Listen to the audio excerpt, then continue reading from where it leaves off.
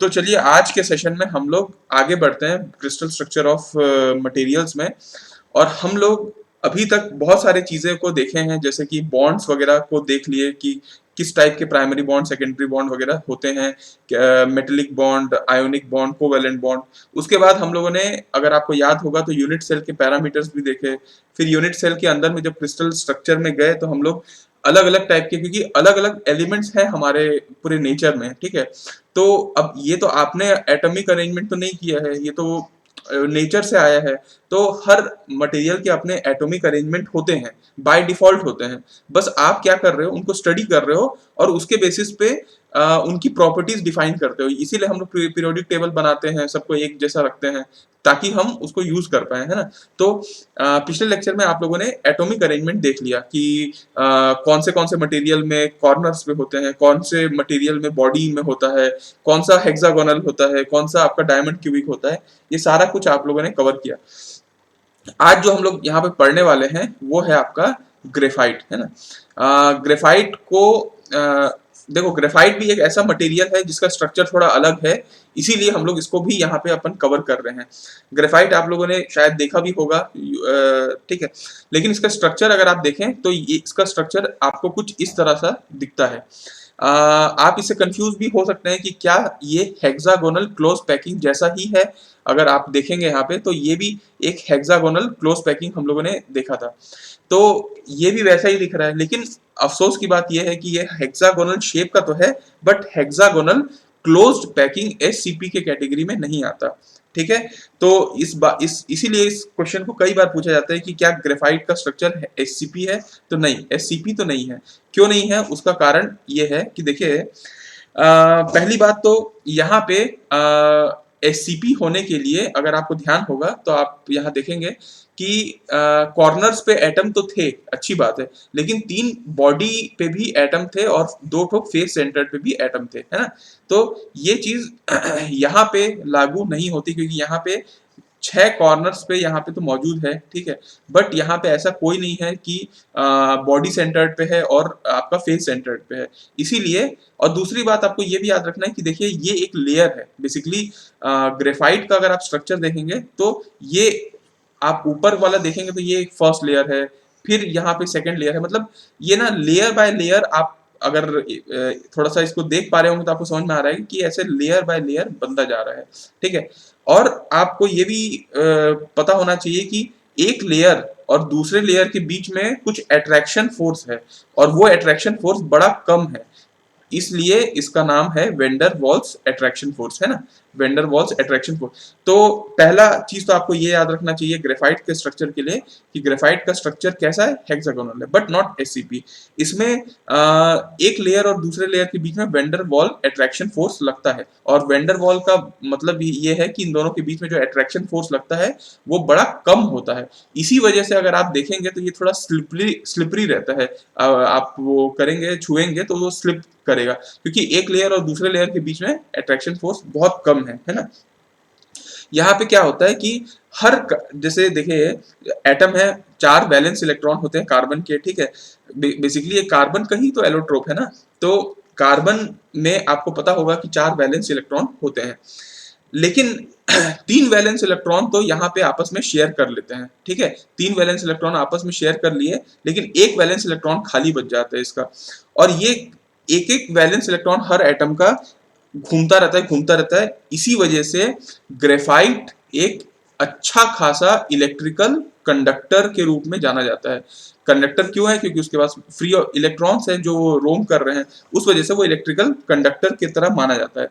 दूसरा, इसकी एक प्रॉपर्टी ये भी है कि जो कि इन दोनों लेयर्स के बीच में बड़ा कम फोर्स होता है, इसलिए ये स्लिपरी होता है और इसको लुब्रिकेंट की तरह यूज किया जाता है, ठीक है। तो लुब्रिकेंट की तरह भी ग्रेफाइट को यूज किया जाता है, क्योंकि इसमें स्लाइडिंग प्रॉपर्टी होती है एक लेयर से दूसरे लेयर के बीच में। तो कम से कम ग्रेफाइट के बारे में 2-3 चीज तो आप लोगों को एग्जाम पॉइंट ऑफ व्यू से याद रखना है कि ग्रेफाइट क्यों इलेक्ट्रिकल कंडक्टर है, वो लुब्रिकेंट की तरह क्यों यूज आता है, ठीक है। क्यों इसको हेक्सागोनल क्लोज पैकिंग नहीं बोला जाता, वगैरह वगैरह। तो ये 3-4 प्रॉपर्टी, ऐसे तो बहुत सारी प्रॉपर्टी है, लेकिन ये सारी प्रॉपर्टी आपको याद रखनी चाहिए। अब मुद्दे की बात ये है कि ग्रेफाइट ग्रेफाइट भी एक कार्बन का एलोट्रोप है, और अगर आपको पता होगा तो डायमंड भी कार्बन का एलोट्रोप है। दोनों ही कार्बन से बनते हैं, लेकिन दोनों की प्रॉपर्टी में जमीन आसमान का अंतर आ जाता है। उसको हम लोग देखते हैं, चलिए ब्लैक स्क्रीन पे, कि अगर हम लोग कोई प्रॉपर्टी को नजरअंदाज नजर रखें तो डायमंड और ग्रेफाइट में क्या अंतर होगा, इसको हम लोग यहाँ पे देखते हैं। चलिए, तो लेट्स सी, कोई एक प्रॉपर्टी लेते हैं, जैसे कि हार्डनेस की प्रॉपर्टी अगर हम लोग लें, तो आपका जो डायमंड है वो बहुत ज्यादा हार्ड होता है, और वहीं अगर आप ग्रेफाइट लेंगे तो बहुत ज्यादा सॉफ्ट होता है। ठीक है, दूसरी बात, क्योंकि ये सब प्रॉपर्टी क्यों हो पा रही है, उसके एटॉमिक अरेंजमेंट के कारण ही ये सब चीजें होती हैं, है ना। अगर आप ट्रांसपेरेंसी की बात करेंगे कि कौन ज्यादा ट्रांसपेरेंट है, तो ऑब्वियसली डायमंड कुछ ज्यादा ही ट्रांसपेरेंट है, और ये ग्रेफाइट जैसा कि आप लोगों ने देखा है, ये बिल्कुल ओपेक होता है। ठीक है, बिल्कुल ट्रांसपेरेंट नहीं होता, ओपेक होता है ये। तीसरा, अगर आप कंडक्टिविटी की बात करेंगे तो कंडक्टिविटी में डायमंड बिल्कुल भी कंडक्टर नहीं होता, वो एक इंसुलेटर होता है, इससे कंडक्शन नहीं हो पाता। लेकिन वहीं अगर आप सेम कार्बन की बात करेंगे, ये ग्रेफाइट बिल्कुल एक्स्ट्रा ऑर्डिनरी कंडक्टर की तरह काम करता है।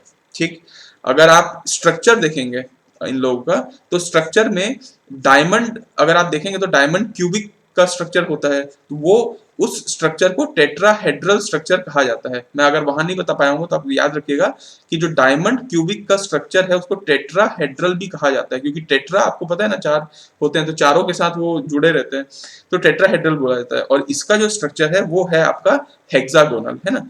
तो हेक्सागोनल है, but not equal to SCP. ये हेक्सागोनल क्लोज पैकिंग नहीं है, बट हेक्सागोनल शेप का है। तो कम से कम 4 प्रॉपर्टी आप ऐसी याद रखिए जो डायमंड और ग्रेफाइट को अंतर करती होंगी, और आपका ग्रेफाइट इस तरीके से होता है। आई होप आपको ये क्लियर होगा। तो आगे बढ़ते हैं, और हम लोग अब देखते हैं एक और पोर्शन जो आप लोगों ने शायद पहले भी पढ़ रखा होगा, उसके बारे में हम लोग देखते हैं। ये भी बहुत इंपॉर्टेंट है, अभी जब हम लोग यूनिट 1 पढ़ेंगे तो भी इसका बहुत काम आना है, और पूरा इलेक्ट्रॉनिक्स जब फैब्रिकेशन होता है तो ये सब चीज़ों पे तो काम करते ही हैं लोग, तो ये इसलिए बहुत इंपॉर्टेंट पड़ जाता है। बेसिकली देखिए, अगर आप मिलर इंडाइसेस को अगर आप पहले सुने होंगे या जानते नहीं होंगे, तो फिर भी मैं आपको बता देता हूँ कि मिलर इंडाइसेस क्या है। बेसिकली एक ये ना नोटेशन सिस्टम है, जैसे नोटेशन सिस्टम आप बहुत सारे पढ़ते होंगे ना, फिजिक्स में भी इतने सारे अलग अलग नोटेशन होते हैं। वैसे एक ये नोटेशन सिस्टम है। ठीक है, किस चीज का नोटेशन सिस्टम, जब कभी भी क्रिस्टलोग्राफी, मतलब जब अभी कभी हम लोग क्रिस्टल की स्टडी करते हैं, तो क्रिस्टलोग्राफी में जब कभी भी अपन को प्लेन्स के बारे में बात करना होता है, ठीक है, एक मिनट, एक सेकेंड, कहाँ गया, कंट्रोल पी। यस सभी को हेलो, सर। नहीं कोई पूछना चाह रहा है, कोई एक भी बंदा पूछेगा तो मैं दोबारा रिवाइज कराने के लिए बिल्कुल तैयार हूँ। अब हम लोग आगे आते हैं, और हम लोग आपको देखते हैं कि देखिए, मिलर इंडाइसिस में हम लोग प्लेन्स के बारे में देख रहे थे कि प्लेन्स का नोटेशन कैसे होता है, मतलब अगर अपन क्रिस्टल में देखें तो प्लेन्स को नोटिफाई कैसे करते हैं। लेकिन आपको इसी में साथ में एक चीज और पढ़ लेना चाहिए, वो है इंटरप्लेनर डिस्टेंस। इंटरप्लेनर सेपरेशन भी बोलते हैं, इंटरप्लेनर डिस्टेंस भी बोलते हैं। मतलब एक प्लेन से, अगर एक स्ट्रक्चर है उसमें एक प्लेन है और दूसरा प्लेन है, उस दोनों के प्लेन के बीच में जो सेपरेशन हो रहा है, वो अगर उसका आपको डिस्टेंस निकालना है तो आप किस तरीके से निकाल सकते हैं। ठीक है, तो इंटरप्लेनर सेपरेशन का मतलब यही होता है कि distance between parallel adjacent plane, दो पैरेलल प्लेन के बीच में जो डिस्टेंस है उसको हम लोग इंटरप्लेनर सेपरेशन कहते हैं। एक क्यूबिक क्रिस्टल स्ट्रक्चर जिसकी हम लोग बात कर रहे हैं, उसके लिए फॉर्मूला ये होता है कि D equal to a by under root l square plus m square plus n square. ये एक फॉर्मूला होता है, याद रखिएगा। D is equal to a by l square under root l square plus m square plus n square, जहां a क्या होता है, एज ऑफ द क्यूब। आप जिस क्यूब की बात कर रहे हैं ना, यूनिट सेल की बात कर रहे हैं, उसका जो साइड है ए वाला, वो आपका ए होता है ना, और एल और एम और एन होता है मिलर इंडाइसेस। जो मिलर इंडाइसेस आप निकाल रहे हो वो एल एम एन होता है। तो अगर आप यहाँ पे निकालना चाहो तो आप कोई भी चीज का यहाँ पे इंटरप्लेनर सेपरेशन निकाल सकते हैं। इसके लिए मैं आपको एक क्वेश्चन देता हूं, ये भी क्वेश्चन इंजीनियरिंग सर्विस में आया हुआ क्वेश्चन है। आप इसको सॉल्व करके बताइए या फिर सोचिए कि कैसे हो सकता है। एक क्वेश्चन आया था, वो ये बोलता था कि एक सर मटेरियल, एक बार पिछली वाली स्लाइड दिखा दो ना सर एक बार। कौन सी वाली, जो सर इंटर, इसी की नहीं सर, वो इंटरप्लेनर डिस्टेंस वाली सर। ओके, इंटरप्लेनर डिस्टेंस वाली कोई स्लाइड नहीं थी, मैं उसको लिख रहा था, मैं फिर उसको लिख देता हूँ सर कि ठीक है इंटरप्लेनर डिस्टेंस जो है वो d इज इक्वल टू आपका a by under root l square plus m square plus n square होता है ना। ये मेन फॉर्मूला है इंटरप्लेनर डिस्टेंस को कैलकुलेट करने का। अब इसी के बेसिस पे मैं आपको एक क्वेश्चन देता हूँ, उसमें आप सॉल्व करने की कोशिश करते हैं। देखिए यहाँ पे एक क्वेश्चन है कि एक मटेरियल है, ये बोलता है कि एक मटेरियल आपको अचानक से मिल गया है ना, वो उसको आपने जब स्टडी किया तो वो आपने पाया कि वो फेस सेंटर्ड क्यूबिक है। उसका जो स्ट्रक्चर है वो फेस सेंटर्ड क्यूबिक है। और जब आपने देखा कि उसका जो एटम्स, जिस एटम से वो पूरे बने हैं, उसका जो एटॉमिक रेडियस है, एटॉमिक रेडियस, वो आपने पाया कि वो 1.06 आर्मस्ट्रॉन्ग है, एटॉमिक रेडियस। ठीक है, अब आपको ये क्वेश्चन पूछते हैं कि आप इस मटेरियल का इंटरप्लेनर सेपरेशन निकालिए। ठीक है, अब इंटरप्लेनर सेपरेशन निकालिए तो भाई प्लेन तो आपको पता होना चाहिए ना कि किस कैसा प्लेन है। तो आपको बता दिया गया कि जो प्लेन है वो 110 प्लेन है। तो 110 प्लेन आपको बताया गया और आपको बोला गया कि अब आप इंटरप्लेनर सेपरेशन निकालिए। तो आप क्या निकाल पाएंगे?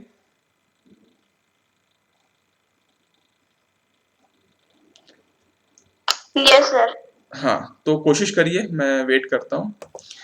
तो इस क्वेश्चन को हम लोग सॉल्व करते हैं। जैसे देखो, एक मटेरियल था, आपको बोल दिया गया था FCC है, आपको बोल दिया गया था कि उसका जो एटॉमिक रेडियस है वो 1.06 आर्मस्ट्रॉन्ग है।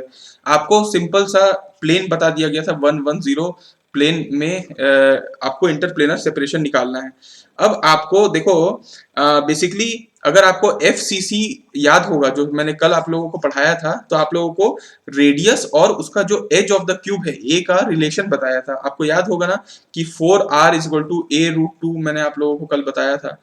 इस रिलेशन से अगर आप रेडियस आपको पता है तो आप क्या a को 4 into 1.06 Armstrong divided by root 2 कर सकते थे क्या?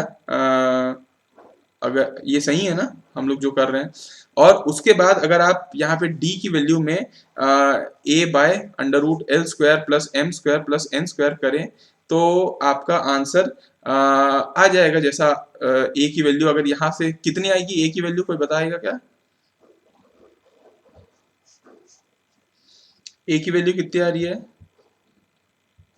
2.99।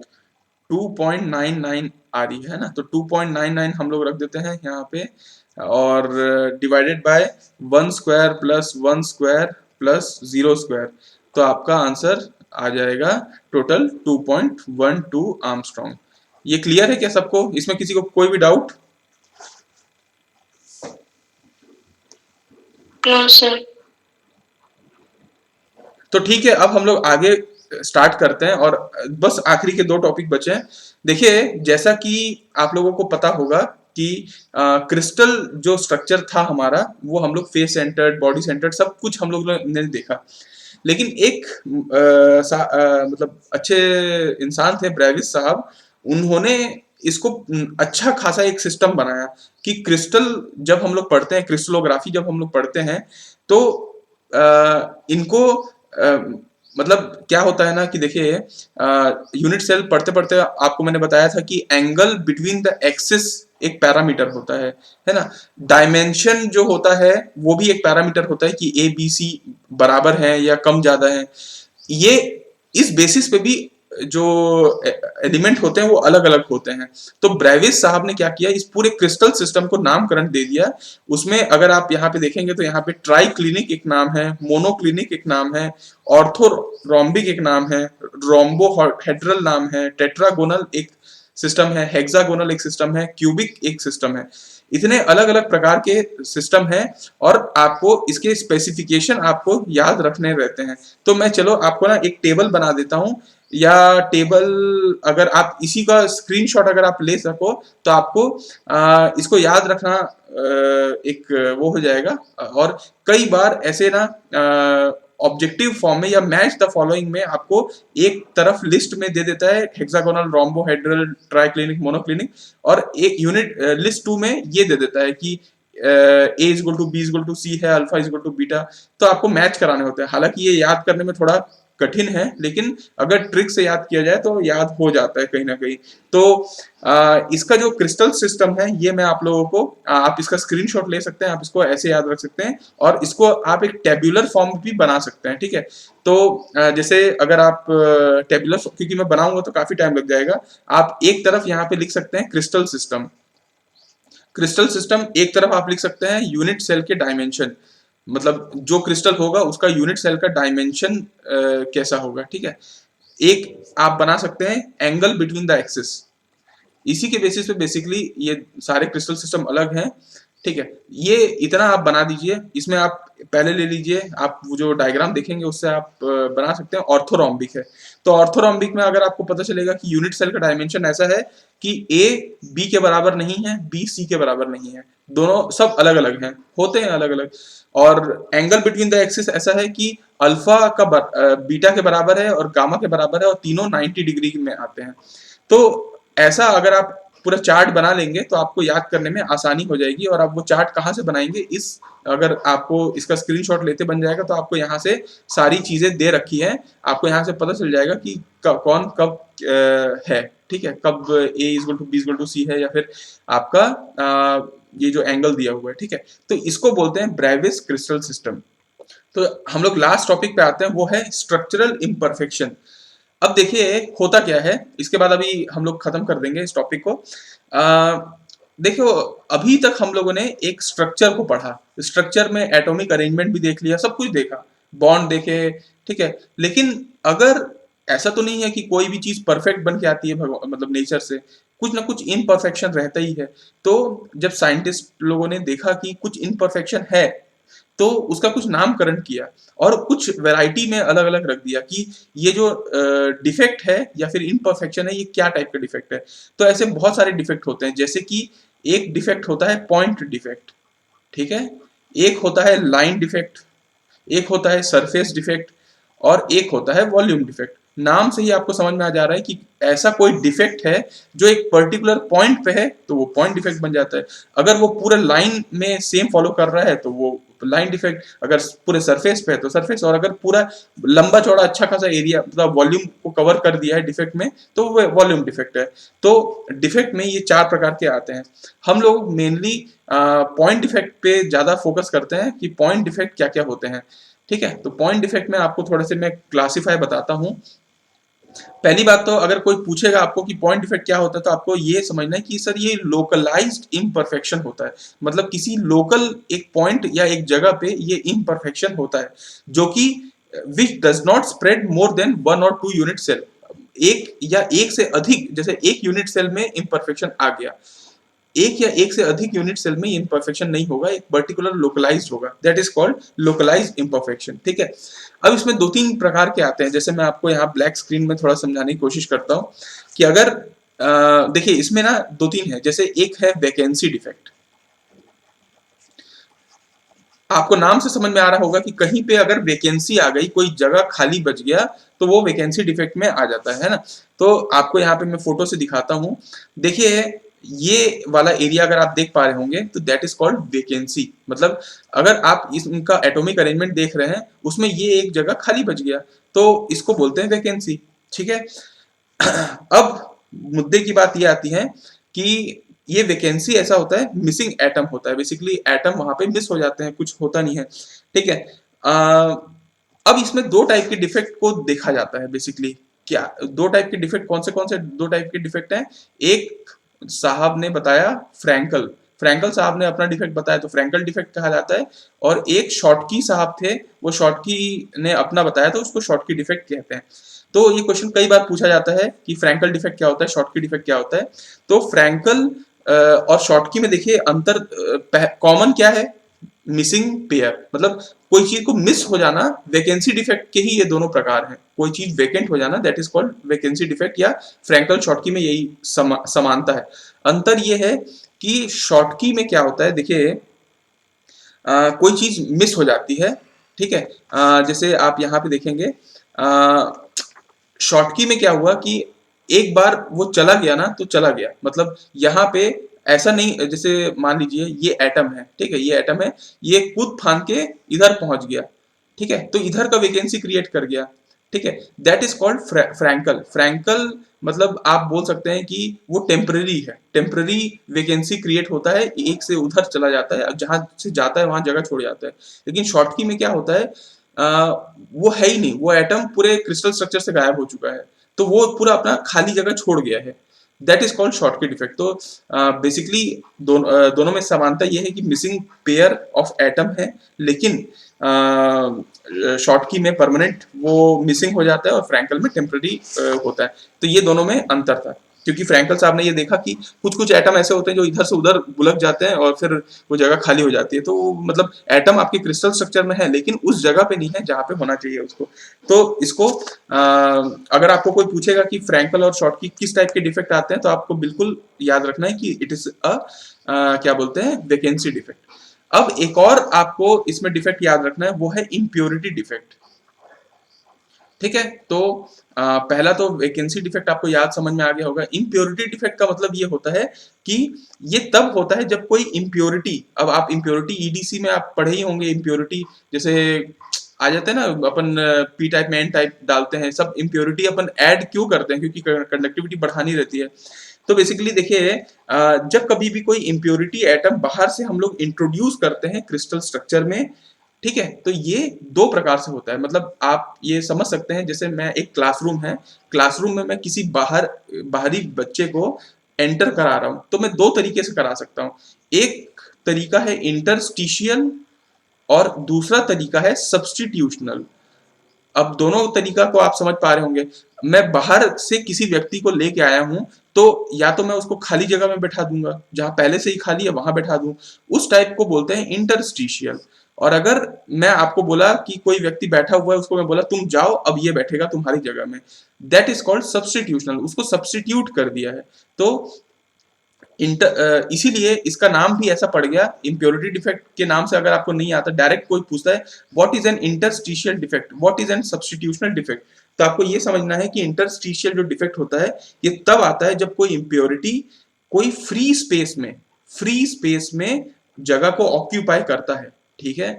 और सब्स्टिट्यूशनल डिफेक्ट क्या होते हैं, ये तब अराइज होते हैं जब कोई इम्प्योरिटी एटम कोई पेरेंट एटम को रिप्लेस कर देता है, कोई पेरेंट एटम को रिप्लेस कर देता है, तब उसको बोलते हैं सब्स्टिट्यूशनल डिफेक्ट, ठीक है। तो बेसिकली पूरा आपका जो स्ट्रक्चरल इम्परफेक्शन है, अब लाइन डिफेक्ट तो इसी का लाइन में है, सरफेस पे है, वॉल्यूम पे है, तो वो अपन को नहीं जानना, मेनली अपन को ये जानना था कि पॉइंट डिफेक्ट कितने प्रकार के होते हैं। पॉइंट डिफेक्ट दो प्रकार के होते हैं, एक या तो वैकेंसी होगा या तो आप क्या करोगे, इम्प्योरिटी होगा। वैकेंसी दो प्रकार से, या तो आप फ्रैंकल डिफेक्ट को देखोगे या तो शॉर्टकी डिफेक्ट को देखोगे, अगर और आपका इम्प्योरिटी दो प्रकार के, इंटरस्टिशियल या सब्स्टिट्यूशनल। आई होप आप लोगों को सबको क्लियर हो गया होगा।